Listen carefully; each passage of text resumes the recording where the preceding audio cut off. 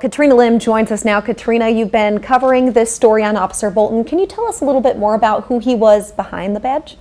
Yeah, Shannon. So I learned that Officer Bolton was super friendly. He worked at Kerm's Superfoods, and he just had a fun personality. And with Officer Bolton being such a recognizable name in the community, how has he made an impact even after his death? Well, he's made a huge impact in the Eau Claire community. Bolton Refuge House, a local domestic violence shelter, is named after him.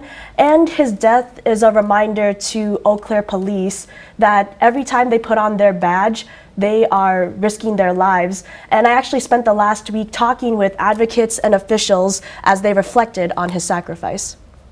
4 decades ago, Bolton Refuge House was just Refuge House, and on October 6, 1982, Officer Robert Bolton would lose his life while responding to a call at this domestic violence shelter. There was an abuser that was at the location that Officer Bolton responded to. He was able to secure the location, got the individual off of the property, to which then that's when he was shot. Robert Bolton was a young 28-year-old officer when he was killed, leaving behind a wife and 2 small children. Bob Bolton was obviously a very caring, very endeared officer who ultimately gave the highest of sacrifice. Badge number 138 will forever be preserved in his honor. 5 years after his death, in 1987, Refuge House was renamed and dedicated as Bolton Refuge House. We don't take lightly that we're Bolton Refuge House.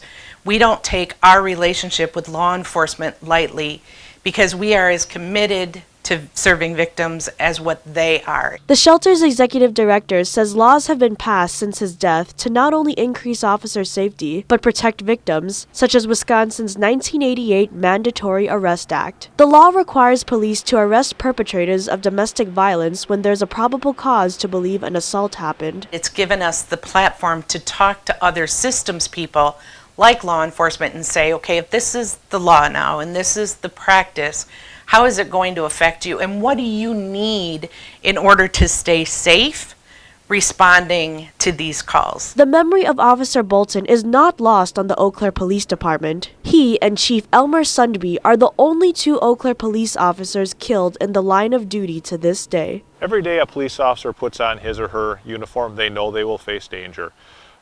Nothing can prepare a family or a department for such a tragic loss. To remind officers of their sacrifice, there's a memorial right across the briefing room that includes their pictures and plaques of how they died. Outside the police department, there's also a tombstone dedicated to Officer Bolton. The passage of time will not detract from our commitment to honor the service of Bob Bolton. We will not forget him.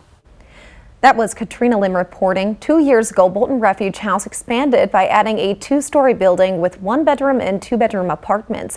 According to a newly released report, 80 people in Wisconsin lost their lives to domestic violence in 2021.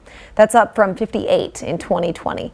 For a list of local domestic abuse resources, head to WQOW.com.